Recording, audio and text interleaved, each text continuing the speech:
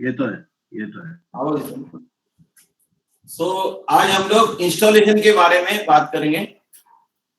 Okay, जो भी हमारे एसी एंड आर इक्विपमेंट्स है, तो स्प्लिट एसी से लेके अपना पैकेज एसी, डक्टेबल एसी, क्योंकि उसमें बहुत सारी चीजें कॉमन है, फिर भी हर एक मशीन इंस्टॉल करने में अपने को क्या क्या प्रिकॉशंस लेने हैं उसके बारे में हम बात करेंगे। हो सकता है उसमें से कुछ पॉइंट आप लोग भी ऐड कर सकते हो जो रिस्पेक्टिव इसके ऊपर काम कर रहे हो। ओके, सो ऐसा कहा जाता है कि installing a machine is like giving a birth to the child. अगर आपने इंस्टॉलेशन करते हुए वो मशीन में कुछ कमियां छोड़ दी, कोई भी फॉल्ट या गलत इंस्टॉलेशन किया, तो जिंदगी भर उसका परिणाम जो है वो मशीन को भुगतना पड़ता है। So you have to, when you are installing, you have to think that like you are a father of a child.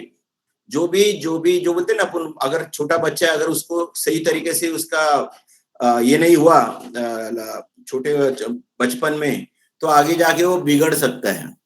So like that जो भी हम लोग इंस्टॉलेशन करेंगे वो सही तरीके से और प्रॉपर तरीके से होना चाहिए। ओके, तो पहले बात करते हैं अपन उसमें जो लगने वाले जो काम है इंस्टॉलेशन में, जो बेसिक है वहां से अपन शुरू करते हैं। सबसे पहले अपने को क्या चाहिए, कॉपर ट्यूब का अगर हम लोग इंस्टॉलेशन कर रहे हैं तो अपने को फ्लेयरिंग, कटिंग और स्विचिंग, ये जो 3 स्किल जो है ना वो बहुत इंपॉर्टेंट है।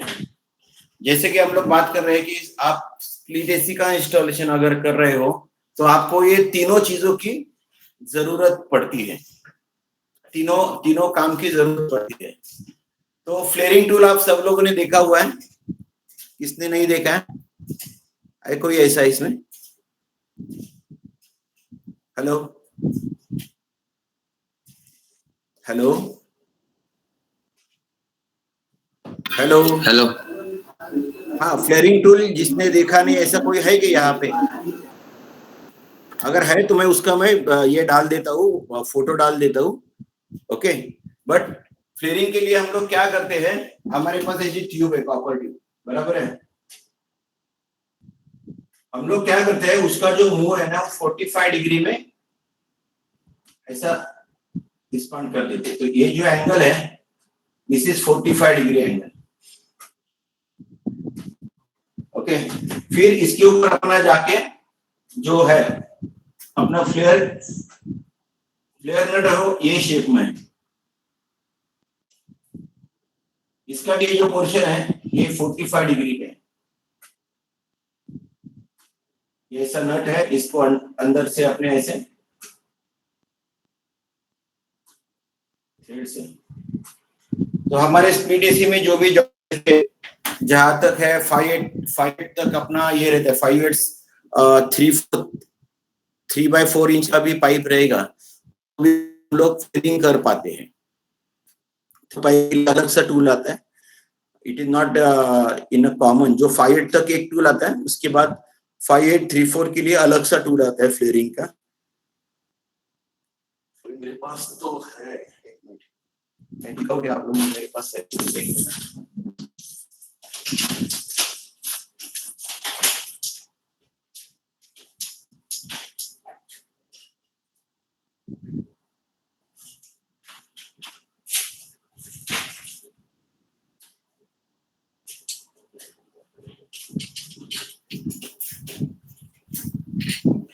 ये देखिए, आप लोग देख पाते हो, इसको फ्लेयरिंग टूल बोलते हैं, इसको बार बोलते हैं और इसको योक बोलते हैं। और ये जाके इसके ऊपर दिख रहा है सबको, ये जाके इसके ऊपर ऐसा बैठेगा, इसके अंदर से ट्यूब आएगी, ये जो मैं उंगली दिखा रहा हूँ यहाँ से ट्यूब आएगी, और ये जो पोर्शन है ये 45 डिग्री का पोर्शन है, ये जो मैंने दिखाया ना, ये सब ये 45 डिग्री का पोर्शन है। तो ये जाके ऐसा टूल इसमें बैठेगा और इसको हम लोग टाइट करते जाएंगे। पहले से ऊपर है, देखो ये ऐसा ऊपर है, ओके, इसको जैसे टाइट करेंगे वो नीचे नीचे जाएगा। और ये जो ट्यूब है यहाँ पे सेरेशन है। हेलो की वजह से क्या होगी, आपकी ट्यूब है वो सर, कम बैठेगी वहां पे। सर थोडं, और हम लोग ऊपर से हॅलो सर, थोडंसं खाली घ्या ना, वरती तुमचा हात जातो, दिसत नाही. झालं बरोबर? हा आता आलं. अजून खाली? हा सर आता बरोबर आहे. हाँ, तो इसके अंदर जो है ना सेरेशंस है, ऐसे थ्रेडिंग जैसे बोलते हैं ना हम लोग, सेरेशंस बोलते हैं इसको। तो उसके वजह से क्या होता है, वो ट्यूब के अपन अंदर डालेंगे तो वो फर्म बैठेगी, और इसको हम लोग योक को ऐसा घुमाएंगे, पूरा जो ये है, ये पोर्शन है, ये नीचे नीचे आएगा और ट्यूब का शेप ऐसा हो जाएगा। ओके, तो अपने को क्या करना है, ये जब भी आप कर रहे हो तभी आपको ये देखना है, ये जो पार्ट है ना, ये बराबर 45 डिग्री का आना चाहिए। ऑलरेडी उसके ऊपर वो शेप दिया हुआ है, लेकिन अगर टूल आपका खराब है तो ये 45 डिग्री का एंगल नहीं आएगा, तो आप जब भी जॉइंट बनाओगे वो जॉइंट आपका लीक रहेगा। सबसे इंपॉर्टेंट बात है, ये जो पोर्शन है, ये पोर्शन इसको मैच होता है। तो क्या होता है, ये जो दो पोर्शन में दिखा रहा हूं, ये फ्लेयर नट का पोर्शन है और ये आपका ट्यूब का पोर्शन। ये दोनों एक जैसे है, मतलब एक ही एंगल में। उसके वजह से क्या होता है, ये दोनों जो है ना बाद में ऐसे मिल जाते हैं। और ये जो ट्यूब का पोर्शन है, ब्लू वाला जो ट्यूब का पोर्शन है, it works as a gasket. वो क्या होता है, ऐसा थोड़ा सा ऐसा ये होता है, क्या बोलते हैं, ऐसा एक्सपांड होता है थोड़ा सा, गैस्केट इफेक्ट आता है इससे। और यहाँ पे अपना सीलिंग होता है। एक्चुअली कई लोगों को ये गलत फहमी है कि वो लोग क्या करते हैं, जहां पे ये लगाना है फ्लेयर नट जो आपको लगाना है, ये आपका पोर्शन है, यूनियन है या जो भी है, यहाँ पे आपको फ्लेयर नट लगाना है, तो लोग क्या करते हैं, यहाँ पे टफन मार देते हैं। So that is not a correct way of making the joint by flare. यहाँ पे टफन मार के आपका कुछ प्रॉब्लम सॉर्ट आउट होने वाला नहीं।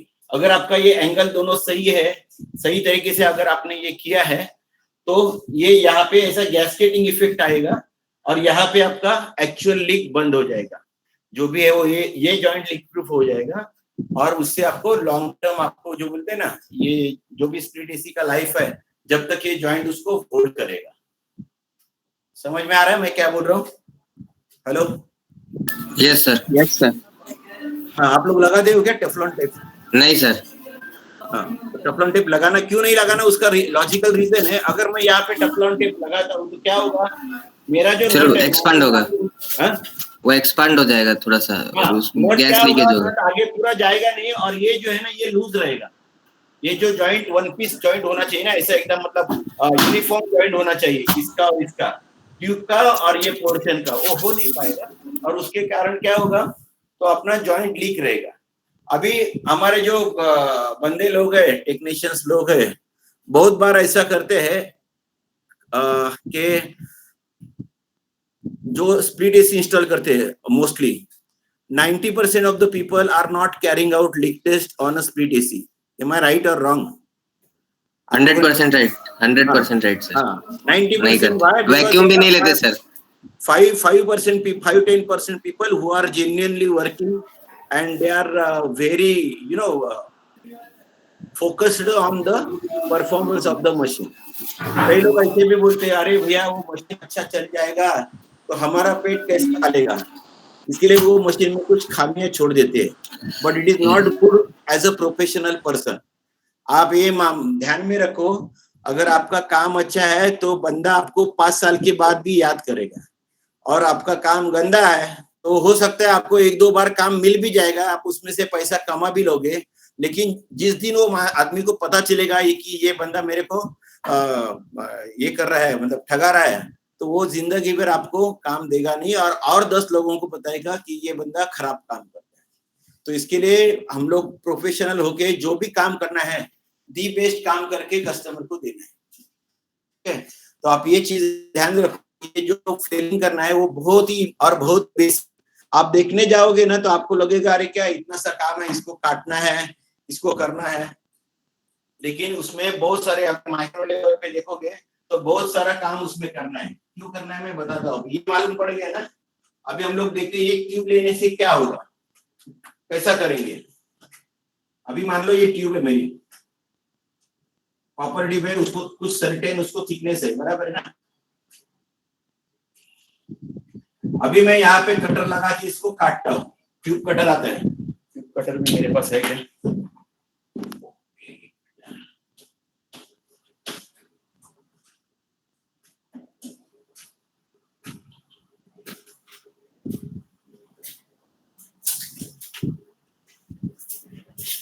है मेरे पास, एक मिनट। ट्यूब कटर देखा जाओ।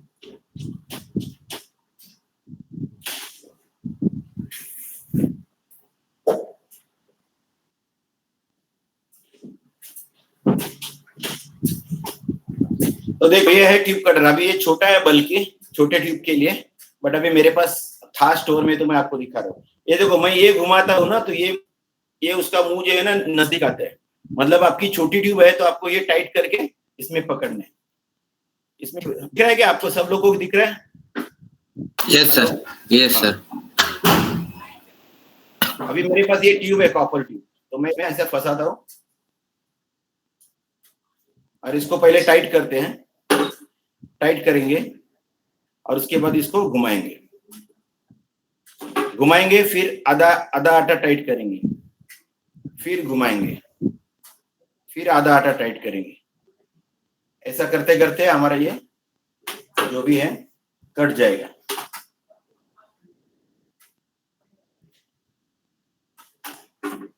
अगर ये घुमा घुमा के कट जाएगा, लेकिन क्या होगा, ये जब भी कटेगा तब क्योंकि मेरा जो कटर है कटर का वो ये शेप में, ऐसा कुछ नहीं पड़िए ब्लेड को, कुछ तो एंगल है, तो उसकी वजह से क्या हो जाएगा, ये जो मेरा ट्यूब कटेगा वो ऐसा कटेगा।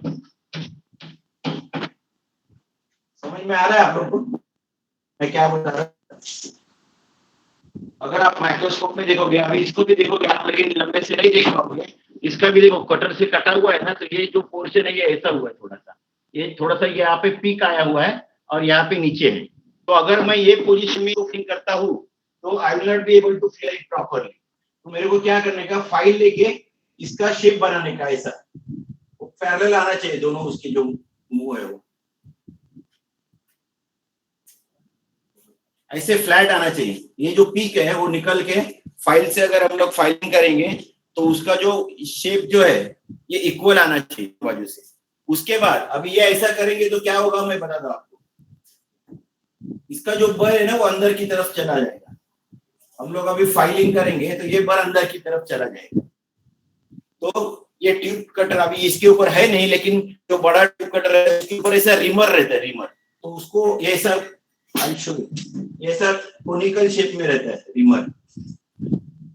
तो इसको ऐसा हम लोग घुमाएंगे ट्यूब के अंदर, तो क्या होगा, ये भी बर है ना, ये निकल जाएगा। ये जो बर दिख रहा है ना अंदर की तरफ, जो बर ट्रांसफर हुआ वो निकल जाएगा। तो फाइनली ट्यूब हमारा कैसा दिखना चाहिए, एकदम फ्लैट दिखना चाहिए दोनों बाजू से, अंदर से और बाहर से।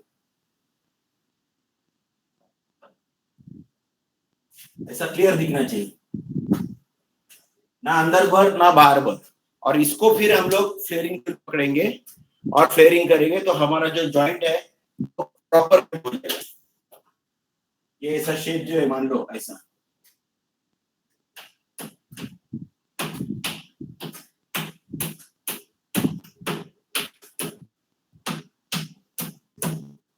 वो जो शेप है प्रॉपर 45 डिग्री का शेप आ जाएगा। और इसको जब भी हम लोग फ्लेयर नट में लगाएंगे तो वो गैस्केटिंग इफेक्ट देके फ्लेयर नट से पक्का हो जाएगा। ठीक है। दूसरी बात, जब भी हम लोग स्वेजिंग करते हैं, अभी ये हो गया तो अपना फ्लेयरिंग पे, कभी कभी क्या होता है कि अपने को, अभी ट्यूब कटिंग का भी मैंने बताया कि ट्यूब कटिंग करते समय आपको क्या करना चाहिए। जब भी आप कट करोगे तो उसका पोर्शन जो ऊपर आएगा तो उसको आपको फाइल से फ्लैट करना है। फिर अंदर की तरफ बर चला जाएगा, थोड़ा सा अंदर की तरफ ऐसा प्रोलॉन्ग हो जाएगा जो पोर्शन है, तो उसको रिमर लगा के उसको साफ करेंगे। फाइनली वो एकदम फ्लैट और पैरेलल दिखना चाहिए। उसके आगे स्वेजिंग करना है। स्वेजिंग करना है मतलब क्या करना है, ये मान लो आपकी ट्यूब है, ये ट्यूब के ऊपर अपने को दूसरी ट्यूब चढ़ाना है वही साइज का। अभी मैं सिंगल ये डायग्राम निकाला हुआ है, ट्यूब का थिकनेस नहीं है। तो ये जो पोर्शन है इसको हम लोग स्वेजिंग बोलते हैं।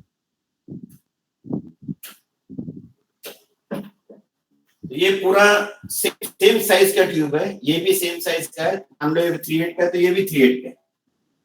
ओके, तो इसको क्या करना है अपने को, फिर वही करना है, ये जो अपना फ्लेयरिंग टूल है इसमें इसको पकड़ना है रफली। अभी ये तो इसका है नहीं, बट ये रफली अपन 1 इंच तक पकड़ते हैं ऊपर। ओके, इसको टाइट करेंगे और इसके ऊपर एक पंच आते हैं, पंच, इसके ऊपर एक पंच आता है, मैं बताता हूं आपको।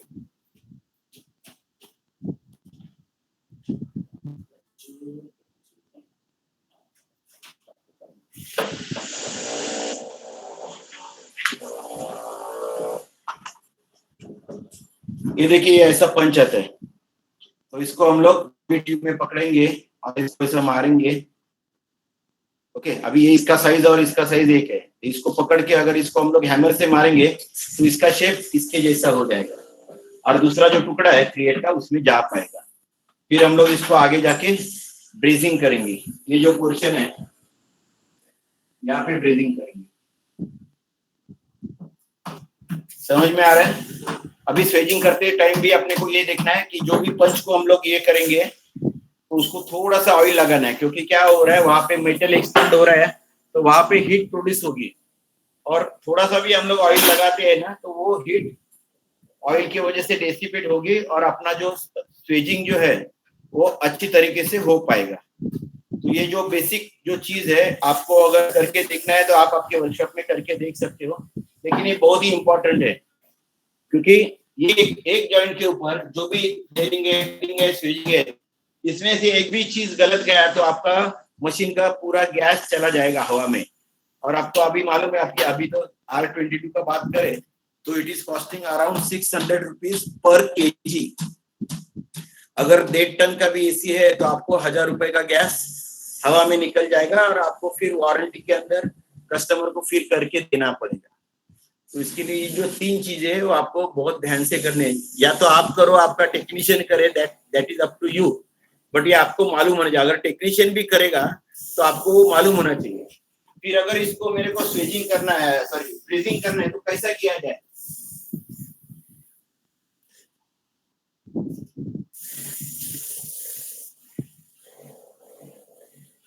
ये अगर मेरे को ब्रेजिंग करना है ये पोर्शन, तो आपकी फ्लेम यहाँ से होनी चाहिए और इसमें से आप फिलर रॉड भर के, ज्यादा भी फिलर रॉड बना नहीं तो क्या होगा, ये पूरा जो मटेरियल अंदर जाके बैठेगा और आपको बाहर से मालूम नहीं पड़ेगा। तो आपको मालूम होना चाहिए रफली कितना मटेरियल जाएगा। नहीं तो यू कीप इट हॉरिजॉन्टल, इसको हॉरिजॉन्टल रखो और यहाँ से फ्लेम लगाओ, तो क्या होगा, ज्यादा पोर्शन अंदर नहीं जाएगा। अगर आप ऐसे पकड़ के करते हो तो आपको पता भी नहीं चलेगा अंदर कितना मटेरियल जाके बैठ गया है, और हो सकता है बाद में इसका गैस फ्लो को प्रॉब्लम हो जाएगा। इसलिए ऐसा करने से ज्यादा बेटर है, ये पोजीशन ज्यादा बेटर है। अगर आपको जजमेंट है तो ही ऐसा करें, नहीं तो ऐसा करें। लेकिन अभी आप बोलोगे सर जहाँ पे भी साइड पे है तो हो सकता है ऐसा भी जॉइंट आए, ऐसा भी आए, या इन्वर्टेड भी आए, ऐसा भी हो सकता है ना, ऐसा भी जॉइंट आपको करने को लग सकता है। तो in that case you should be expert enough to carry out all this kind of, ये जो हम लोग बोलते हैं ना, जो वेल्डर सही में वेल्डर रहता है उसको कैसे भी पोजीशन में सो के भी वो काम कर सकता है, बैठ के भी काम कर सकता है, और खड़ा रह के भी वो वेल्डिंग कर सकता है। कोई भी पोजीशन में आपको ब्रेजिंग करने को आना चाहिए। अगर आप ब्रेजिंग कर रहे हो तो या तो आपका वर्कर कर रहा है, कोई टेक्नीशियन कर रहा है तो उसको आना चाहिए। नहीं तो क्या, मैं उधर हाथ नहीं पहुंच रहा था इसके लिए मेरा जॉइंट लीक रह गया, ऐसा बहाना चलेगा नहीं। तो आपको ये सब चीज ओके करनी है।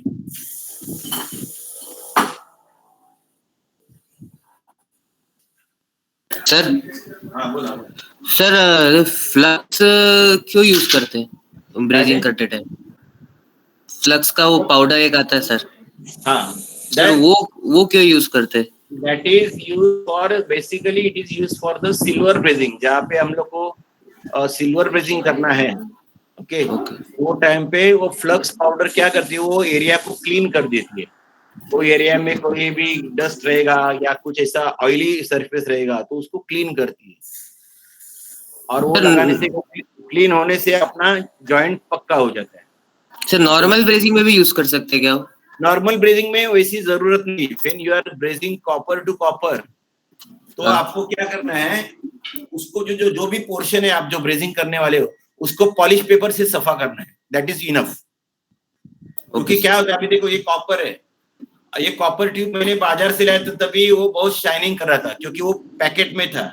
अभी उसके ऊपर क्या हो गया, कॉपर ऑक्साइड का ये आ गया, उसके ऊपर लेयर आ गया, यस तो सर। इसके लिए इसका कलर बदल गया। तो ये जो इम्प्योरिटीज है, अगर हम लोग इधर यहाँ पे अगर मेरे को ब्रेजिंग करना है तो ये इसको मैं पूरा जो पोर्शन है 2 इंच तक का, उसको ऐसा पॉलिश पेपर लेके अगर उसको साफ करता हूँ तो मेरा जॉइंट अच्छा हो जाएगा और जल्दी हो जाएगा और पक्का हो जाएगा। ओके, तो फ्लक्स जो यूज करते हैं जब भी डिसिमिलर मेटल है, जब भी ऐसे कभी ऐसा रहता है कि आपका कंप्रेसर का स्टील का ट्यूब हो और आपको आगे कॉपर टिपिंग करना है, when there are two dissimilar metals, वहां पे आपको सिल्वर ब्रेजिंग करना है। सिल्वर ब्रेजिंग में 2-3 ऑप्शन है, एक 38% वाला रॉड रहता है, 38% मतलब वो रॉड में 38% सिल्वर रहता है, 42% वाला भी रहता है और 48% वाला भी रहता है। बट नॉर्मली क्या अपना we are having Indian culture, we always go for the low cost solution, so people mostly use 38% वाला रॉड। ओके, तो जितना अच्छा आप अगर 48 वाला करोगे तो उसका स्ट्रेंथ जो है ना उसकी बढ़ जाएगी वो जॉइंट की क्या, लेकिन आपने को 48 वाला जो रॉड रहेगा it will be costing almost double then 38% content वाला रॉड। तो इसके लिए नॉर्मली जो भी सब लोग जो भी मैंने देखे they are all using, we are also using 38%। कोई उसमें कोई ये नहीं है, मतलब प्रॉब्लम नहीं है, but just for information I told you कि आपके पास 38, 42 और 48% ऐसे वाले सिल्वर रॉड मिलते हैं मार्केट में। ओके, क्योंकि सिल्वर जॉइंट भी बहुत इंपॉर्टेंट है, 2 डिसिमिलर मेटल का आपने को जॉइंट करना है, अगर वो सही नहीं हो पाया तो आपको मालूम नहीं पड़ेगा, जब भी आपको कभी मालूम पड़ेगा थोड़ा सा भी बाद में उसमें वाइब्रेशन आएगा जॉइंट को तो जॉइंट लीक होने लगेगा। आपको लीक टेस्टिंग में भी मालूम नहीं पड़ेगा अगर सिल्वर जॉइंट पक्का नहीं हुआ तो वो लीक टेस्टिंग पार कर देगा, वैक्यूमिंग भी पार कर देगा, लेकिन जब भी आपका मशीन चलेगा और उसमें जो गैस के पल्सेशंस आएंगे, गैस के पल्सेशंस तो आने हैं क्योंकि there is always a pressure difference at discharge and suction, और रेसिप्रोकेटिंग कंप्रेसर में तो 100% पल्सेशन आते हैं। मैं क्या बोल रहा हूँ मालूम ना, पल्सेशन बोले तो ऐसे धक्के आते हैं रेसिप्रोकेटिंग कंप्रेसर में, जो भी गैस फ्लो होता है उसमें, तो वो पल्सेशन की वजह से वो जो जॉइंट है वो आपका लीक हो सकता है। तो इसके लिए सिल्वर जॉइंट करते टाइम आपको पूरी मतलब प्रिकॉशंस लेनी चाहिए। ओके, उसके बाद हुआ आपका ट्यूब बेंडिंग।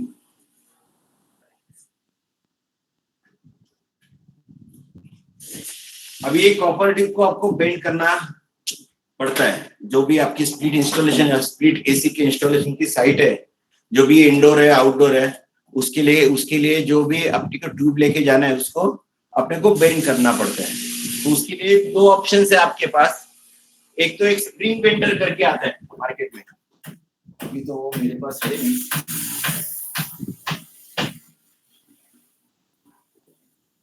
स्प्रिंग बेंडर आता है, वो क्या रहता है, थोड़ा सा ऐसा पोर्शन रहता है शुरू में, ये लगभग 10 इंच का रहता है और ये पूरा वायर का बनाया हुआ है। इसके ऊपर हम लोग ट्यूब डालेंगे और इसको बेंड करेंगे। मान लो आपने ऐसा किया,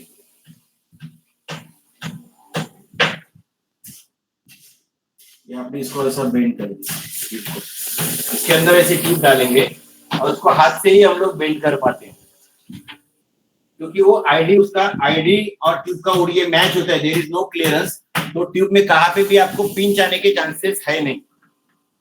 ओके, तो इससे हम लोग ट्यूब, ये पोर्शन इसके लिए रहता है कि आप उसमें से वो आपका ट्यूब निकाल पाते, इसलिए थोड़ा सा ये पोर्शन जो रहता है मुंह का खुला रहता है। तो ये स्प्रिंग बेंडर हुआ, लेकिन दूसरा है उसमें मैकेनिकल बेंडर आते हैं।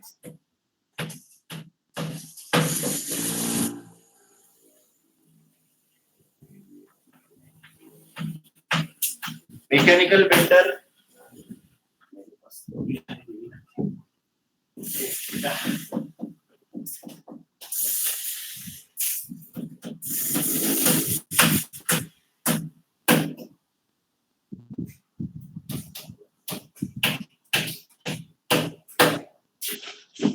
चलिए अभी हमारे पास तो है नहीं अभी। I show you in the figure. Figure देख पाते हो क्या? Hello hello. Yes sir. हाँ, ये मैकेनिकल बेंडर है, इसको लीवर है, इसमें ट्यूब फंसा के जो भी अपने को चाहिए इसके ऊपर 180 डिग्री का हम लोग बेंड मार सकते हैं। मतलब इसके वजह इसके हेल्प से हम लोग 15 जो भी है आपको जीरो से लेके ये पूरा उसकी उसका जो डायल है उसके ऊपर ये 0 है, ये 45 है, ये 90 है, ये 135 है और ये 180 है। तो उसके ऊपर हम लोग ट्यूब रख के पूरा उसको चाहिए तो यू बना सकते हैं, चाहिए तो एल्बो बना सकते हैं, चाहिए तो 45 डिग्री का बेंड बना सकते हैं और उसको हम लोग बेंड कर सकते हैं। अभी मैकेनिकल बेंडर जब भी हम लोग यूज करते हैं तो आपको ये देखना है कि वो बेंडर का जो जहाँ पे ट्यूब रखते हैं वो एरिया डैमेज नहीं होना है, क्योंकि क्या है मैकेनिकल बेंडर जो है ये एमएस का बनाया हुआ है, एमएस का या उसको जीआई कोटिंग या प्लेटिंग किया हुआ रहेगा और अपनी कॉपर ट्यूब जो है वो एकदम सॉफ्ट है। अगर वो बेंडर का वो पोर्शन डैमेज रहेगा तो अपना अपना कॉपर ट्यूब का बेंड भी डैमेज हो सकता है। इसके लिए अपने को ये देखना है कि जो भी जहाँ पे भी जो भी एरिया है बेंडर का वो सही होना चाहिए, वो वेयर एंड टेयर हुआ नहीं चाहिए उसमें, नहीं तो अपना बेंडिंग जो है वो खराब हो जाएगा। ओके, अभी स्टील पाइप के लिए भी अलग से बेंडर आते हैं, लेकिन वो बेंडर फिर उसका लीवर ज्यादा रहता है, या आप उसमें हाइड्रोलिक बेंडर भी बना के मतलब कंपनी में जहाँ पे स्टील बेंड करते हैं, मान लो कोई भी मैन्युफैक्चरिंग यूनिट है जैसे बड़े कंपनी का उल्टास ले लो इसका ले लो, तो उनके पास they have specially design bender for bending the steel tube. जो भी उनके ट्यूब है, मान लो 118 का ट्यूब है, 138 का ट्यूब है, 158 का ट्यूब है, कॉपर के लिए भी उन्होंने डेडिकेटेड वो बेंडर बनाते हैं। और कंपनी आपने देखा रहेगा कोई भी कंपनी का जब भी स्प्लिट एसी या पैकेज एसी या चिलर रहता है तो उसमें क्या होता है, normally they try to avoid the joints. वो वन पीस में पूरा बेंड करके वो डिस्चार्ज लाइन है, मान लो डिस्चार्ज लाइन है तो कंप्रेसर में ज्वाइन करेंगे और डायरेक्ट कंडेंसर तक वो लाइन जाएगा। तो बीच में normally they are trying to avoid the joints, one piece में बना के बेंडिंग में वन पीस बना के लेके जाएंगे। वैसे ही सक्शन लाइन का इवापोरेटर से जो भी लाइन निकलेगा वो डायरेक्ट आके सक्शन के सक्शन वाल पे आएगा या सक्शन का जो भी कनेक्शन रहेगा कंप्रेसर का उसके ऊपर आएगा। तो they are trying to avoid the joints. जितने आप जॉइंट अवॉइड करोगे उतना वो मशीन के लाइफ के लिए अच्छा है, क्योंकि जॉइंट आया मतलब वहां पे आगे जाके लीक होने का चांस है, कहाँ पे वाइब्रेशन होने का चांस है। तो वन पीस अगर रहा तो उसमें लीक होगा नहीं। तो ये सब चीज क्यों करनी है अच्छी, तो इसमें कोई भी लीक नहीं होना चाहिए, क्योंकि लीक हो गया तो पूरा आपका नुकसान हो जाता है, कस्टमर का भी नुकसान है, पूरा गैस चला जाएगा। And there not be like a split AC, there is no signal giving telling you that कि प्रेशर लो हो गया या हाई हो गया। स्प्लिट एसी में ऐसा कोई हम लोग इक्विपमेंट या ऐसा कोई कंट्रोल लगाते नहीं जो आपको बताएगा कि प्रेशर लो हो गया या प्रेशर हाई हो गया। तो इसके लिए ये सब चीज अगर हम लोग सही तरीके से करेंगे तो आपका स्प्लिट एसी सही चल पाएगा। अब स्प्लिट एसी का बात निकला है तो और एक इंपॉर्टेंट बात मैं आपको बताता हूँ। स्प्लिट एसी का जो ड्रेन बना है, ड्रेन अगर मान लो ये आपका इंडोर यूनिट है स्प्लिट एसी का, ये जो ड्रेन है ना इसको आपको ऐसा लेके जाना है ड्रेन पाइप को। अगर ये आपने ऐसे ही डायरेक्ट डाल दिया मान लो तो क्या होगा, ये ड्रेन पाइप में से बाहर का हवा खींचेगा, बाहर का हवा खींचेगा और ये जो पानी है ना वो निकल ही नहीं रहेगा बाहर। ये ये करने से क्या होगा कि जो भी पानी है इधर तक रह जाएगा, कुछ में मेरे पानी रह जाएगा, तो बाहर का हवा ऐसा रिवर्स इसके यूनिट के अंदर आ नहीं पाएगा। तो उससे क्या होगा, बाहर का हवा आएगा तो मशीन के ऊपर लोड पड़ेगा, that is one part. Second part क्या है कि अगर बाहर आपने वो ड्रेन को मान लो आपने ड्रेन में कोई छोड़ दिया तो ड्रेन का जो भी स्मेल है ना वो पूरा अंदर मशीन में ट्रेवल करेगा और वो पूरा मतलब पूरा गंदा जो बास है वो पूरा आपके रूम के अंदर आ जाएगा। इसके लिए आपको हमेशा ध्यान रखना है जब भी आप ड्रेन बनाते हो स्प्लिट एसी का तो ये यू ट्रैप चाहिए। आप कहाँ पे बनाओ, डायरेक्ट मशीन के आउटलेट पे बनाओ या एंड में बनाओ चलेगा, लेकिन बाहर का जो एयर है वो इसके अंदर आना नहीं चाहिए। इसके लिए ये यू ट्रैप बना देने का।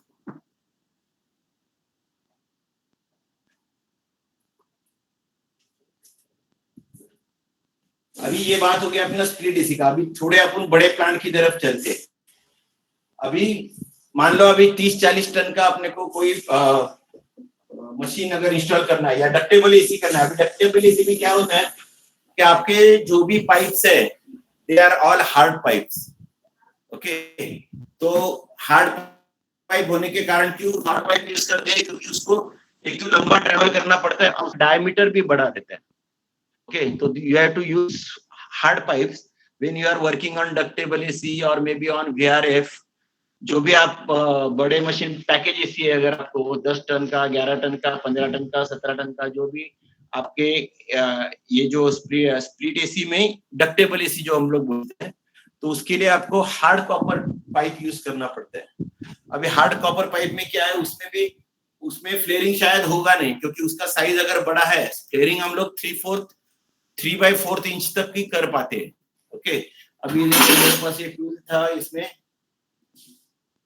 118 तक उसने दिखाया, लेकिन 118 का नट मुश्किल है मार्केट में मिलना और वो इजीली मिलता नहीं। तो जो भी बड़ा पाइप रहता है तो हम लोग क्या करते हैं, उसको डायरेक्टली ब्रेजिंग कर देते हैं। तो बड़ा अभी आप जब भी बड़े मशीन का काम करोगे तो आपको क्या ध्यान रखना है, सबसे पहले तो आपको पाइप जो है एकदम क्लीन करना है। बहुत बार क्या होता है, हमारे जो कॉपर पाइप रहते हैं, हार्ड पाइप्स, वो गोडाउन में पड़े रहते हैं और उसके अंदर बहुत सारी मिट्टी भी, धूल और मिट्टी भी मिल जाती है। तो जब भी आप हार्ड पाइप के ऊपर काम करोगे तो आपको क्या करना है, पहले वो हार्ड पाइप को इंटरनली क्लीन करना है। तो आप कैसा कर पाते हो, मान लो ये हार्ड पाइप है, स्ट्रेट होगा, यहाँ से एक तार डालेंगे और ये तार यहाँ से निकलेगा, तो इसमें से छोटा सा ऐसा कॉटन जो भी क्लीनिंग के लिए उसको अटकाओगे और फिर तार यहाँ से खींचोगे, तो क्या होगा, इसका जो इंटरनल डायमीटर है ना, वो आपको क्लीन करने में आसानी होगी। ऐसा अगर आप 2 बार करोगे तो अंदर का जो भी मिट्टी है वो आपका क्लीन हो जाएगा। क्योंकि बहुत बार क्या होता है, लोग वहां से पाइप लेते हैं, डायरेक्टली ब्रेजिंग करते हैं, और ये जो कचरा है बाद में जाके आपके या तो कंप्रेसर में जाके गिरेगा, या तो टायर में जाके अटकेगा, या तो एक्सपेंशन वाल के इनलेट में जाके अटकेगा। और आपको मालूम पड़ेगा मैंने नया मशीन तो लगाया लेकिन मेरा मशीन फंक्शन कर नहीं रहा है। फिर क्या होता है, नॉर्मली जो कंपनी ने जो मशीन बनाया है उसको हम लोग नॉर्मली ब्लेम करते हैं कि उनका मशीन अच्छा नहीं, लेकिन मशीन कोई भी खराब नहीं बनाता। कोई भी मैन्युफैक्चर अपने इंडिया में we are having 26 different manufacturers of heat air conditioner. तो कोई भी मैन्युफैक्चर, कोई छोटा रहे कोई भी बड़ा रहे, कोई भी खराब मशीन कोई बनाता नहीं, क्योंकि वो जो मशीन बनाते हैं ना, वो मार्केट में बेचने के लिए बनाते हैं। अगर उसने जानबूझ के अगर खराब मशीन बनाया तो मार्केट में उसका मशीन कोई लेगा नहीं, तो उसको क्या फायदा है। इसके लिए किसी का भी मशीन अच्छा और बुरा नहीं है, हम लोग उसको कैसा इंस्टॉल करते हैं उसके ऊपर मशीन का परफॉर्मेंस है। जैसे मैं शुरू में बताया, it is just like giving a birth to the baby. अगर बर्थ में उसके ऊपर कोई जब खामियां रह गई तो पूरे जिंदगी में वो मशीन के वो खामियां रहेगी। तो इसके लिए आपको ये देखना है, जब भी आप काम कर रहे हो वो काम एकदम नीट एंड क्लीन होना चाहिए। ओके, तो ये जब भी आप बड़े मशीन पे steel pipe, basically steel pipe जो है, अभी क्या करते हैं बड़े जो ये रहते हैं चिलर वगैरह, तो उसका जो ये है 2 इंच का पाइप रहता है और उसमें हम लोग जो पाइप यूज करते हैं वो सीमलेस पाइप रहते हैं। सीमलेस पाइप मालूम है क्या? There are 2 types of pipes available in the market. One is seamless and one is ERW. मालूम है क्या? Yes or no? No sir. मैं बता दूं। अभी ERW पाइप, ERW बोले तो इलेक्ट्रिकल उसको वेल्डिंग किया जाता है, इलेक्ट्रिकल रेजिस्टेंस वेल्डिंग। ऐसी प्लेट ली जाती है, ये प्लेट है और इसको हम लोग ऐसा रोल करते हैं और ये जो है ये जॉइंट को हम लोग वेल्डिंग करते हैं। That is why it is called electro resistance welding joint, ERW pipe. ये पाइप हम लोग पानी के लिए यूज कर सकते हैं। जो भी चिल्ड वाटर है आपका, कंडेंसर वाटर है, अगर वो अपने पाइप को गौर से देखेंगे तो बाहर से इसको चैम्फर किया है लेकिन अंदर से आपको मालूम पड़ेगा, उसको एक साइड पे आपको वेल्डिंग दिखेगी। अभी अगर ये पाइप मैंने अगर सक्शन और डिस्चार्ज पे हम लोग यूज किए तो क्या होता है, प्रेशर हमारे इस पे प्रेशर रहता है और वो बहुत ज्यादा रहता है। मान लो डिस्चार्ज प्रेशर है जो 300 है, 300 बोले तो ऑलमोस्ट 20 केजी पर सेंटीमीटर स्क्वायर। तो ये जो पाइप है ये हम लोग प्रेशर के लिए यूज नहीं कर पाएंगे। तो उसके लिए क्या करते हैं हम लोग, seamless joint, seamless pipe use करते हैं। अभी सीमलेस पाइप जो रहता है वो क्या रहता है, ये पूरा कंपनी में बनाया हुआ पाइप रहता है। तो इसको कहां पे भी आपको वेल्डिंग नहीं है। समझ रहे हो क्या आप इस बात को, कहां पे भी वेल्डिंग नहीं है। तो उसमें क्या होता है, इसको हम लोग प्रेशर पे यूज करेंगे तो इसका फटने का या फेल होने का चांस थोड़ा भी नहीं है। बल्कि ये अगर जॉइंट यूज करेंगे तो ये जॉइंट कभी खुल सकते हैं, क्योंकि ये जो पाइप बनाते हैं हर पाइप के लिए उसका टेस्ट प्रेशर दिया जाता है। नॉर्मली 10 केजी 40 केजी ऐसे अलग अलग पाइप की कैटेगरी आती है। तो अगर मेरा 10 केजी का पाइप मैंने इसे यहाँ पे यूज किया, डिस्चार्ज पे लगाया, तो डिस्चार्ज मेरा 20 केजी है नॉर्मल डिस्चार्ज, और एबनॉर्मल डिस्चार्ज मेरा 28 केजी भी जा सकता है। अगर मेरा कंडेंसर चोक है तो मेरा डिस्चार्ज बढ़ भी सकता है। तो वो केस में ये जो पाइप है मेरा फट जाएगा। ओके, और एक्सीडेंट हो सकता है, it can be like a blast, you know क्या। तो उसके लिए हम लोग जब भी रेफ्रिजरेशन के ऊपर पाइप यूज करेंगे, स्टील पाइप की बात कर रहा हूं मैं, तो वो सब पाइप सीमलेस पाइप रहेंगे। समझ में आ रहा है। फिर इसका भी वेल्डिंग करना है। उसके लिए आपको क्या करना है, अगर आप दो पाइप को ज्वाइंट कर रहे हो,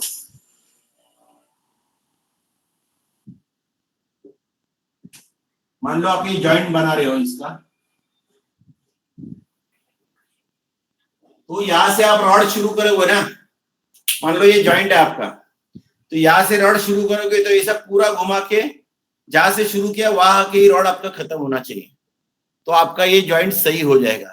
अगर आपने ऐसा किया कि ये थोड़ा सा ज्वाइंट मारा फिर रुके, फिर थोड़ा सा ज्वाइंट मारा फिर रुके, तो ये ज्वाइंट लीक होने का चांस बहुत सारा है। यहाँ पे हम मान लो आपका ऐसा वेल्डिंग आ रहा है, इसको अगर वन पीस में वेल्डर जो भी है उसने वेल्डिंग नहीं किया तो ये जॉइंट आपका लीक हो सकता है। क्योंकि इसमें क्या है, इसमें जब भी आप रॉड खत्म करोगे नया चालू करोगे उसके बीच में ऐसा कोई छोटा सा होल बाकी रह जाएगा जो आपको आंख से दिखेगा नहीं, लेकिन आप जब इसमें प्रेशर डालोगे लीक टेस्टिंग के लिए जब भी आपको दिखने में आएगा, और देयर विल बी, वो ऐसा स्प्रेड होते जाएगा। मतलब अभी आपने इधर एक लीक रेक्टिफाई किया तो बाद में नेक्स्ट इस साइकिल में मालूम पड़ेगा दूसरी जगह लीक हो रहा है। तो इसके लिए इसका वेल्डिंग करने के लिए अच्छा वेल्डर चाहिए जो वन पीस में पूरा पाइप को वेल्ड कर पाएगा। तो जो भी मतलब जहां पे भी इरेक्शन चलता है तो आपको अच्छा क्वालिटी का वेल्डर ही आपके पास चाहिए, तो ही आपका ये जॉइंट ठीक होगा। नहीं तो क्या होगा, ये बड़े बड़े पाइप रहते हैं, मान लो ये 3 इंच का है 4 इंच का पाइप है, पाइप का वजन भी बहुत सारा रहता है, आपको क्रेन पे लगा के उसको चेन पुली ब्लॉक या क्रेन लगा के उसको पकड़ना पड़ता है जॉइंट के लिए। तो अगर वेल्डर आपका अच्छा नहीं है तो ये जॉइंट सही नहीं हो पाएगा। ओके, जो भी वर्कमैन आपके है वो एकदम मतलब स्किल्ड वर्कमैन होने चाहिए, काम में एकदम मतलब बहुत सारे उनके हाथ में स्किल होनी चाहिए। उसके बाद अभी जो भी स्टील पाइप है या कॉपर पाइप है उसको सपोर्ट बहुत इंपॉर्टेंट है, और ये सपोर्ट है ऑलमोस्ट आपको 2.5 मीटर पे देना है। अगर आपने डक्टिंग में देखा तो भी आपने देखा होगा कि दो सपोर्ट के बीच में आपको मिनिमम डिस्टेंस में बोल रहा हूँ, सॉरी मैक्सिमम डिस्टेंस बोल रहा हूँ, मिनिमम आप आपके हिसाब से आप दे सकते हो, लेकिन ये 8 फुट के अंदर, मैक्सिमम 8 फुट के अंदर एक सपोर्ट होना चाहिए। वो इसके लिए होना चाहिए, नहीं तो अगर ये नहीं होगा तो क्या होगा, अगर मैंने ये सपोर्ट निकाल दिया मान लो, तो इसका जो वाइब्रेशन है, इसके बाद मान लो ये जॉइंट है, हाँ सर यहाँ पे जॉइंट है, तो क्या होगा, इसका जो वाइब्रेशन का लोड जो है वो ये जॉइंट पे आएगा और यहाँ पे लीक होने का चांस है। तो इसके लिए जब भी आप पाइपिंग करोगे, कॉपर पाइपिंग करो या स्टील पाइपिंग करो, उसको प्रॉपर तरीके से उसको सपोर्ट करना है, ये ध्यान में रखो। क्योंकि अपने को लगता है क्या जरूरत है, किधर गिरने वाला है, लेकिन गिरने के लिए सपोर्ट नहीं करना है, वो जो वाइब्रेशन है उसको अवॉइड करना है अपने को। अगर प्रॉपर सपोर्ट हमने किया तो जो जॉइंट्स है उसके ऊपर स्ट्रेस नहीं आएगा, ऐसा। ओके,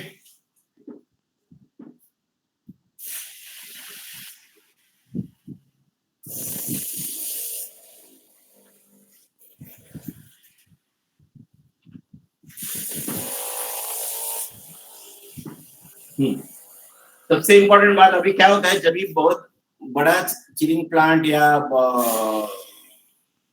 चिलर का या बड़े बड़े इंस्टॉलेशन का जब भी काम करता है चलता है, जब भी क्या है मोस्टली वो साइड पहले सिविल वर्क चालू रहता है।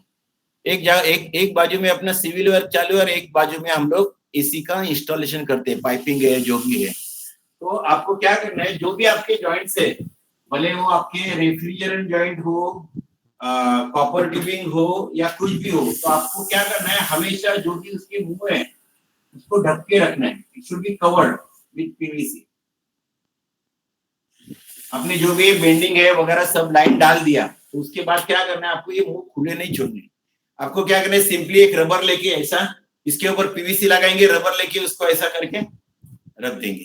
तो उससे क्या होगा, इसके अंदर जो भी मट्टी है, साइड पे जो भी काम चल रहा है, उसका डर्ट है, डस्ट है, वो उसके अंदर जा नहीं पाएगा। ओके, नहीं तो क्या होगा, बाद में दिक्कत होती है। मैं मेरा एक एक्सपीरियंस शेयर करता हूँ। यहाँ पे हमारे नासिक में एक डीआरडीओ करके, वहां पे हम लोग काम कर रहे थे। हम लोग बोले तो कोई बंदा काम कर रहे थे, मेरे को वो जो चिलर है उसका कमीशनिंग का काम दिया गया था। काम उन्होंने किया पूरा, जो भी उसका वेल्डिंग का टीम था, ये था वो था, बहुत 6 महीना काम करते। और 100 टन के 3 चिलर थे, 2 वर्किंग एक स्टैंड बाय। तो उनका सब काम हो गया और मेरे को चिलर के कमीशनिंग के लिए बुलाया गया। तो कमीशनिंग हम लोग करते, जब भी हम लोग आएंगे वो पॉइंट पे जस्ट आपको मैं एक्सपीरियंस शेयर करता हूँ। हो क्या गया था वहां पे, उन्होंने क्या किया था, ऐसा बहुत ये था माउंटेन जैसा था छोटा सा, तो वहां से उन्होंने लाइन डाली थी ऐसी, उसको कट करके। तो ये जब ये खुला था, ये जब ये पोर्शन उनका खुला था, तो वहां से बहुत सारे पत्थर वो पाइप में रह गए थे, चिल्ड वाटर पाइप में। और चिल्ड वाटर पाइप का जो फ्लो चाहिए था, हमने को जो भी फ्लो चाहिए था वो फ्लो मिल नहीं रहता। हमारा मशीन का जो भी वाटर फ्लो स्विच है वो ट्रिप हो रहा था। इधर देखा उधर देखा, पानी निकाला, एयर निकाला, सब निकाला, पंप का रेटिंग चेक किया। अभी ऐसे टाइम पे क्या होता है, अपने को पहला वो देखना पड़ता है कि पंप कोई गलत नहीं लगाया ना, पंप का हेड गलत सिलेक्ट नहीं किया ना। बहुत 2 दिन हम लोग वही कर रहे थे क्या। तो मालूम पड़ा कि उसमें जो है पूरे उसमें पत्थर भरे हुए थे। लेकिन ये तीसरे दिन के बाद मालूम पड़ा। हमने सब पंप चेक किया, पंप का रोटेशन चेक किया, और ये सब करने के बाद हम लोग को पता चला कि उसमें कोई तो रिस्ट्रिक्शन है। अभी क्या रिस्ट्रिक्शन है, क्या रिस्ट्रिक्शन है, हम लोग को पता नहीं है ना।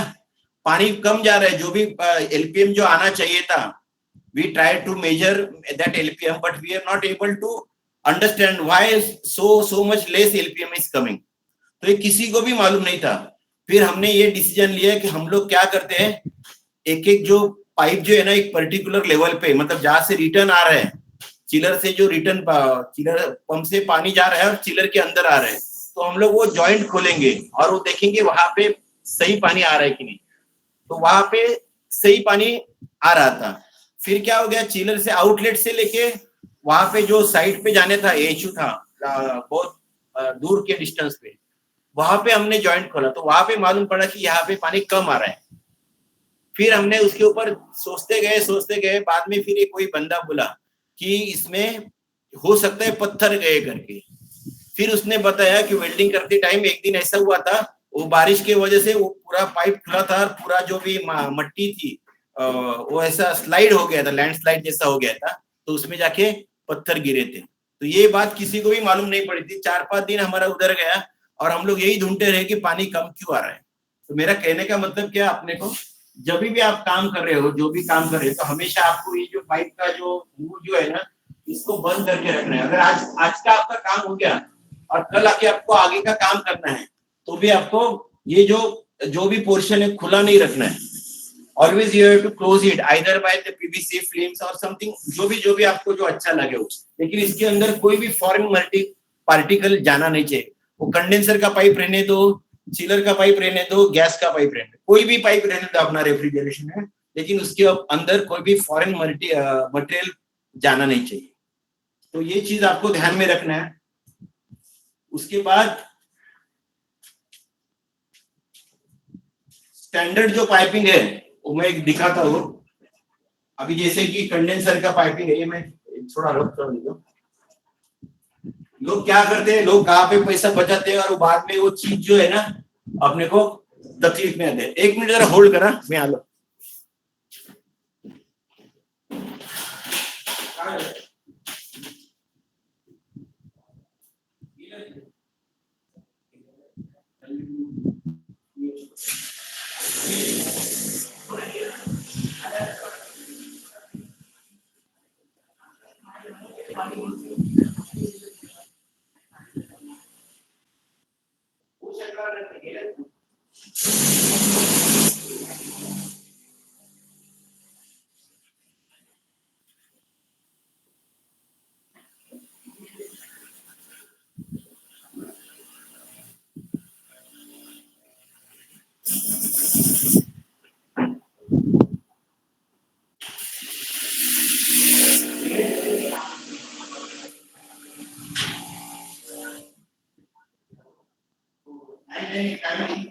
काय मशीनचा प्रॉब्लेम काय असतो?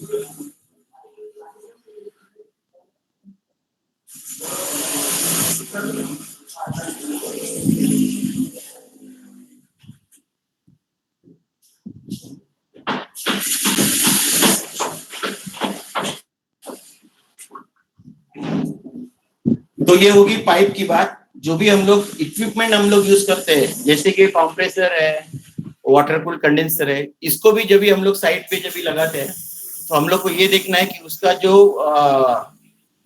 है, ये जो मुंह जो है, उसके माउथ जो है, उस कोई भी ओपन नहीं रहना चाहिए, कोई भी बाहर का पार्टिकल उसके अंदर नहीं जाना चाहिए।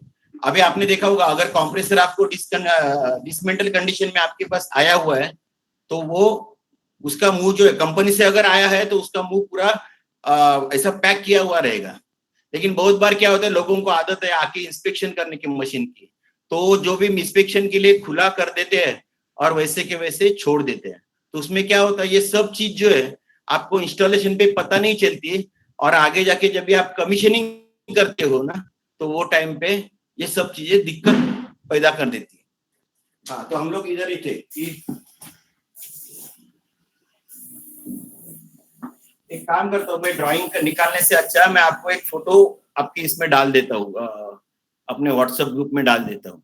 तो जो भी आपको स्टैंडर्ड पाइपिंग करना है, जो भी अगर वाटर पाइपिंग करना है तो आपको क्या क्या करना है, जैसे कि इनलेट में आपको कोई वॉल देना है, बराबर है, बटरफ्लाई वॉल लगाएंगे आप। आउटलेट में, पंप के आउटलेट में एनआरवी लगाएंगे, वहां पे कोई प्रेशर सेंसर रहेगा, वहां पे कोई थर्मोवेल बना के अपने टेम्परेचर सेंसर देना है, वहां पे अपना एनआरवी के बाद फिर बटरफ्लाई वॉल डालना है। तो ये जो भी स्टैंडर्ड्स, जो भी प्रैक्टिस है, वो आप लोगों को करना है। बहुत बार हमने देखा है, बहुत बड़े बड़े कंपनी के चिलर लगाते हैं, लेकिन कंडेंसर इनलेट और आउटलेट में कभी गेजेस देते नहीं। क्या उनका कहना ऐसा है कि उसमें वो कॉस्ट बचाते हैं, बट कॉस्ट कहाँ पे बचाना है वो भी आपको इम्पोर्टेंट है, क्योंकि जब भी आप ट्रबल शूटिंग करते हो मशीन का, तो वो चीज में ये सब प्रेशर गेजेस है, टेम्परेचर गेजेस है, ये सब आपको हेल्प करेंगे। ऐसा है, तो इसके लिए वहां पे जो जरूरत है वो आपको लगाना है। उसका मैं स्टैंडर्ड जो ड्राइंग है ना, उसका फोटो मैं डाल देता हूँ इसमें। ओके, सेकेंड बात, जो भी आप मशीन लगाते हो, जैसे भी आपने बात की, अभी स्प्लिट एसी का जो आउटडोर है, ये आपका फैन है और पीछे की तरफ से आपका कॉइल है, तो इसका डायरेक्शन भी बहुत इंपॉर्टेंट है। तो ये कभी भी आपको वेस्ट साइड पे आपको रखना नहीं है। जो उसका कंडेंसर है, कंडेंसर के ऊपर वेस्ट साइड से जो भी सूरज की जो ये रहते हैं, रेज रहते हैं, उसके ऊपर आने नहीं चाहिए। आइदर आप इसको पूरब की तरफ लगाओ, या ये जो है ना साउथ, और या उसके तरफ लगाओ। वेस्ट पे रखने से क्या होता है, आपने अगर हीट लोड में अगर आपने स्टडी किया, वेस्ट की तरफ से जो भी ग्लास है, जो भी एरिया है, जो भी वॉल है, it is giving you maximum amount of heat. Okay, तो आपको ये जो कंडेंसर है कभी भी आपको वेस्ट फेसिंग रखना नहीं है स्प्लिट एसी का। लाइकवाइज आप जब भी रूम में एसी लगाते हो, मान लो ये रूम है आपका, ये 15 है और ये 10 है, तो और ये यहाँ पे आपका डोर है, मान लो ये डोर है, तो आपको एसी यहाँ लगाना है, क्योंकि ये जो एसी का जो फ्लो जो है it is almost up to 15 feet. जो एयर फ्लो का थ्रो जो बोलते हैं एयर थ्रो, वो 15 फुट तक है। अगर हम लोग इसको एसी को यहाँ पे लगाएंगे, यहाँ पे लगाना नहीं, यहाँ पे लगाएंगे, तो क्या करेंगे हम, उसकी एनर्जी है पूरी यूटिलाइज नहीं करें। वो क्या होगा, ये 10 फुट डिस्टेंस, ये पूरा हवा जाके इधर से ऐसा रिवर्स मार देगा। उसकी जो खुद की जो एनर्जी है हम लोग उसको कम कर रहे हैं, तो ये लगाना अच्छा है। तो हमेशा ध्यान रखो जो भी आप एसी लगाओगे उसके 15 फीट आगे कोई रेस्ट्रिक्शन होना नहीं चाहिए। बहुत बार क्या होता है, कोई भी बंदा जाता है एसी करता है और मालूम पड़ता है यहाँ पे आपने 1.5 टन का एसी लगाया, तो मालूम पड़ेगा ये जो पर्टिकुलर एरिया है यहाँ पे पूरा हॉट पॉकेट हो जाएगा, यहाँ पे हवा मूवमेंट हो नहीं पाएगी, यहाँ से ऐसे इतना ही पूरा ठंडा हो जाएगा। और ये जब भी बड़ा हॉल होता है तभी ये चीज बहुत इंपॉर्टेंट रहती है। तो आपको ये ध्यान में रखना है, एसी का इंडोर का जो पोजीशन है वो भी बहुत इंपॉर्टेंट है, और आउटडोर का पोजीशन है वो भी बहुत इंपॉर्टेंट है। ऐसा कोई इसमें अभी डाउट है? हेलो, अब तक सिखाया उसमें कोई डाउट है क्या किसी को? No sir. जो भी अभी एचयू है, मान लो ये एचयू लगा रहे हैं, तो इसका जो नीचे का जो ये है उसका लेवल भी सही तरीके से होना चाहिए। It should not be tilted one. जो भी आपका चिलर है, चिलर भी आपका पूरा हॉरिजॉन्टल लेवल पे रहना है, ऐसा टेढ़ा नहीं होना चाहिए, क्योंकि टेढ़ा होने से क्या होगा, उसका जो ऑयल लेवल है वो बिगड़ जाएगा और आपका आगे का पूरा पाइपिंग टेढ़ा हो जाएगा। ये ध्यान में रखो, क्योंकि आप हमेशा उसको राइट एंगल देखने को जाओगे। अगर मेरा ऐसा है तो ये राइट एंगल सही आएगा, अगर मेरा मशीन ऐसा टेढ़ा लगा है तो ये पूरा आगे का पूरा लाइन जो है वो खराब दिखेगा और खराब हो भी जाएगा। इसके लिए लेवलिंग करना बहुत इंपॉर्टेंट है। हमारे पास जो भी अभी आज के दिन में जो भी टेक्नीशियंस काम करते हैं, they are not qualified technicians. Correct me if I am wrong. क्योंकि क्या होता है, जिसको थोड़ा सा ट्यूब का ब्रेजिंग आ गया और जिसको गैस भरने का आ गया तो वो बंदा एसी मैकेनिक कहलवाता है। जिस भी कस्टमर के पास जाते हैं वो कस्टमर आपका कोई एजुकेशनल क्वालिफिकेशन देखता नहीं या कोई सर्टिफिकेट देखता नहीं, तो वो ऐसा मान के चलता है कि आप उसके लिए मतलब you are the godfather of AC for him. तो आप जो भी बोलोगे वो मान जाएगा और ये करेगा। लेकिन ऐसा कोई मैकेनिक हमारे जैसे बंदे के घर पे आएगा तो हम लोग उसको मतलब पूरा ऐसा क्या बोलते हैं ना, नंगा कर देंगे एकदम। इसमें कहा जाए तो गलत काम करेंगे तो उसको फायर करेंगे। तो आपको जैसे आप एक्सपेक्ट करते हो कि आपके घर में आने वाला बंदा अच्छा काम करने वाला होना चाहिए, तो आप भी जब भी दूसरे का काम करोगे वो अच्छा और सही तरीके से होना चाहिए। ओके, तो ये जो लेवलिंग का मैंने जो बात किया है वो भी इंपॉर्टेंट है। फिर वाइब्रेशन, जो भी रबर पैड हम लोग डालेंगे वाइब्रेशन माउंट के लिए, मान लो यहाँ पे रबर पैड डाल रहे। अभी रबर पैड में भी बहुत सारे सिलेक्शन रहते हैं। नॉर्मली क्या होता है, स्प्लिट एसी के लिए ठीक है, स्प्लिट एसी के आउटडोर का वजन जो रहता है इट इज हार्डली 80 kg और 100 kg।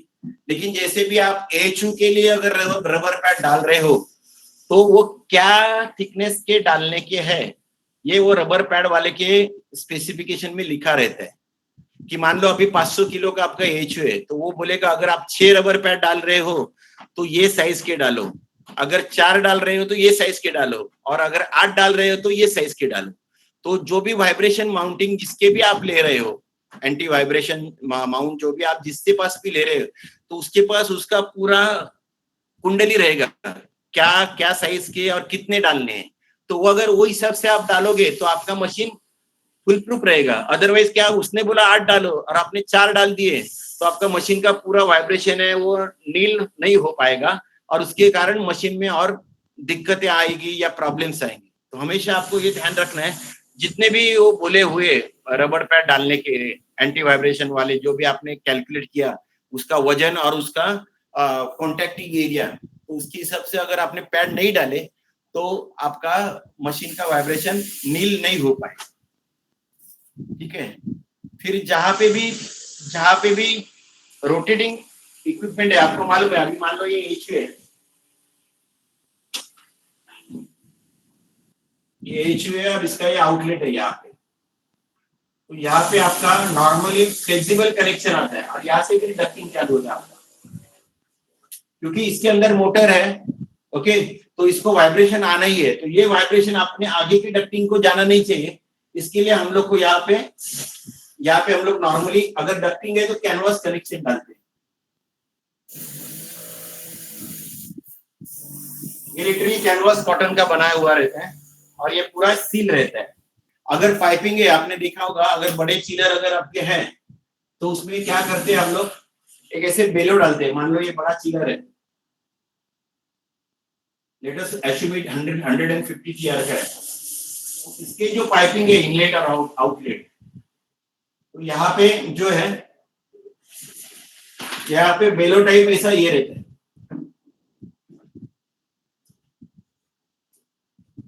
वाइब्रेशन एब्सॉर्बर रहता है बेलो टाइप, ओके। तो उससे क्या होता है, जो भी आपका मशीन ये टाइप, ये साइड में आपके पंप लगे हुए, पंप है, बाकी का सब है, तो ये जो वाइब्रेशन है वो वाइब्रेशन इसको नहीं आना चाहिए। और ये मशीन का जब इसके ऊपर ये पूरा कंप्रेसर वगैरह ये पूरा स्किड रहेगा, कंडेंसर वगैरह, उसका वाइब्रेशन पाइपिंग को नहीं जाना चाहिए। इसके लिए ये एंटी वाइब्रेशन या जो भी हम लोग बोलते हैं बेलो रहते हैं, जो उससे हम लोग ये जो वाइब्रेशन है उसको स्टॉप कर पाते हैं। लेकिन ये लगाने के लिए भी again you have to select a correct type of vibration eliminator है। तो क्या होगा, अगर वो गलत टाइप का लगाएंगे तो जिस कारण के लिए हमने उसको लगाया वो कारण होगा नहीं। फिर अगर हमारे बड़े चिलर है, मान लो कोई 50 टीआर का वगैरह चिलर रहता है जिसमें हम लोग क्या बोलते हैं सेमी हर्मेटिक टाइप ये है, तो उसमें भी क्या करते हैं हम लोग, ऐसा एक वाइब्रेशन इलिमिनेटर रहता है, इसके अंदर ये पूरा स्प्रिंग है और यहाँ पे हम लोग कॉपर ट्यूब लगाते हैं, यहाँ पे कॉपर ट्यूब है, यहाँ पे कॉपर ट्यूब है, और ये जो है एसएस है। आपने देखा होगा अगर बड़ा कोई इंस्टॉलेशन है 40 टन का 50 टन का, तो डिस्चार्ज इसके अंदर एक्चुअली वो बेलो है, स्टील का बेलो रहता है इसके अंदर। ये नॉर्मली हम लोग डिस्चार्ज पे लगाते हैं, डिस्चार्ज लाइन पे, ताकि क्या है कि डिस्चार्ज लाइन में मैक्सिमम वाइब्रेशन रहता है अपने जो रेसिप्रोकेटिंग मशीन है उसमें। तो ये जो वाइब्रेशन है, ये अगर कंप्रेसर है मेरा, मान लो ये कंप्रेसर का ये डिस्चार्ज है, तो ये हम लोग इसको यहाँ पे सपोर्ट करेंगे, ये पार्ट खुला छोड़ देंगे और यहाँ पे सपोर्ट करेंगे। तो क्या होगा, इसके आगे जो भी पाइपिंग जा रहा है उसको ये मशीन का वाइब्रेशन ट्रांसफर नहीं हो पाएगा। तो आपको इसको लेकिन यहाँ पे माउंट करना है, जो भी पहला उसको जो सपोर्ट है वो इसको इधर देना है। बहुत लोग क्या करते हैं, यहाँ पे भी सपोर्ट देते हैं, यहाँ पे भी सपोर्ट देते हैं। होता क्या है, ये पूरा जो वाइब्रेशन है पूरा आगे निकल जाता है। उनको लगता है कि हमने वाइब्रेशन एलिमिनेटर लगाया, बट इन एक्चुअल वो वाइब्रेशन आपका एलिमिनेट होता ही नहीं है। और ये सब चीजें बाद में मालूम पड़ती है।